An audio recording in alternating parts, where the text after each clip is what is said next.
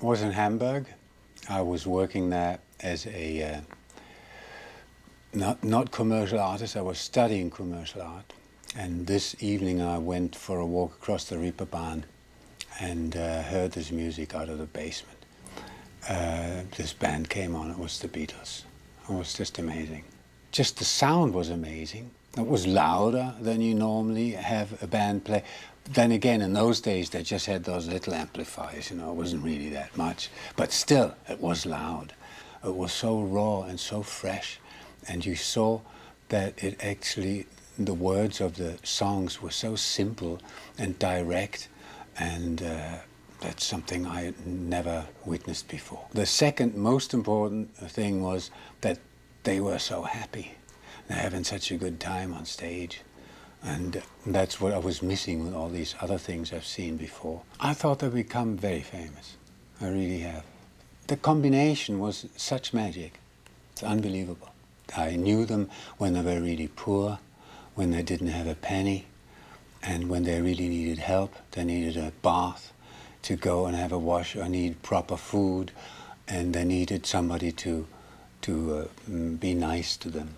They asked me if they could come and visit me in Tenerife, that's the Canary Islands. Paul wrote me a letter saying, can we come and visit you? We need a holiday real bad. They were right in the middle of all the Beatlemania was starting. And this is the last time those boys were able to be really free and sit in a park or go for a walk without anybody bugging them. Because in Tenerife, nobody knew them. So George was he fell in love with one little girl. He tried to talk with her and said, I'm one of the Beatles. And said, Beatle, don't know Beatle. And he took the record cover out and said, look here, this record cover, that's me. And she said, I don't know. So it didn't work? That didn't work, yeah. Must have been about the last time. I wonder what the chick thought of that later. I wanted to go to England. I just had to leave Germany. And George heard of that and said, why don't you come and stay with us? So, oh shit, yeah, that sounds good. Let me tell you about the apartment, because it was terrible to see that. They were actually on their own. There was no mother. Nobody making food for them. They didn't have any hotel service or something. They stood in the kitchen and were doing fish fingers, you know? Fish fingers and cornflakes and stuff like that. That was their food. And I thought, this is terrible. Those guys are so rich and they could have anything they want. They were driven hard, like with a whip, you know, you go on the train, and then they didn't even have any proper food. It was awful. At that time, they were so famous already, it was only natural to say somebody's going to make a movie of them. I thought that was natural. Of course, I hoped that it was possible to capture their real humor and their real personality. These handcuffs are killing me. I was playing them innocents. I don't want to go. Sorry for disturbing you, girls. I was actually in this train. It was for me the first time to be on a sort of film set. I did not have a chance to really get that close to where they were filming, because a train is very narrow. You needed the cameramen, the light, the woman that were touching them up. There was a whole bunch of people around them and doing their acting, and I kept out of that. I did not actually watch what was happening when they were filming it. They were starting each day at a different place, and then of course lots of kids wherever it was just, you saw parts of it in the movie. It's really amazing. You can't imagine what it's like, and it's for me impossible to tell you what it's really like.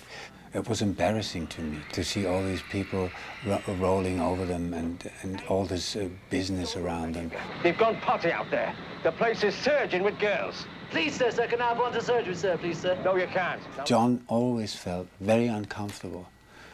Those things he never liked.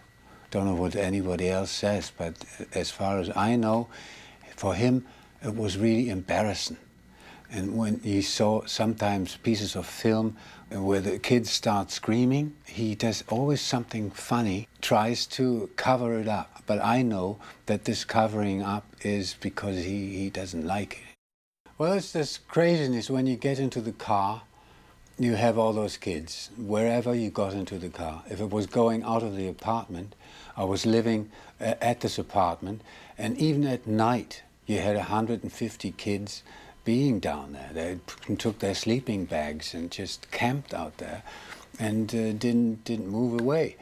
And when you got out, there was lots of screaming. Everybody woke up in the neighborhood, and they had always 2 police cars coming to get them out of the apartment.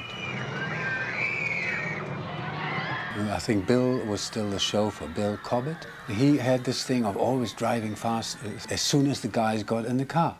Really driving through a bulk of kids real fast, full speed, because the faster you go, the more they're gonna spread. If you drive slowly, they're gonna lie on your bonnet. You know? And this one time, they all got in the car, and the door wasn't closed properly. And in the Prince's car, the back door goes this way.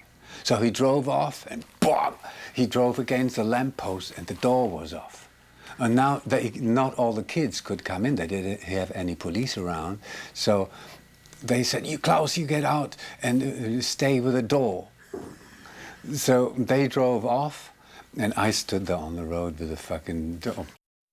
They liked art. One of the reasons we got so close, because we had those interests in what, let's say, what's a Picasso or what is a Renoir, or not only played rock and roll music. This is the magic of it. Even though they were up there just doing little rock and roll songs, once you got to know them, which took a little time, they had so much they were interested in. I wasn't there when they really became famous. I just noticed it. Maybe I'm the first, so what? It doesn't make any difference.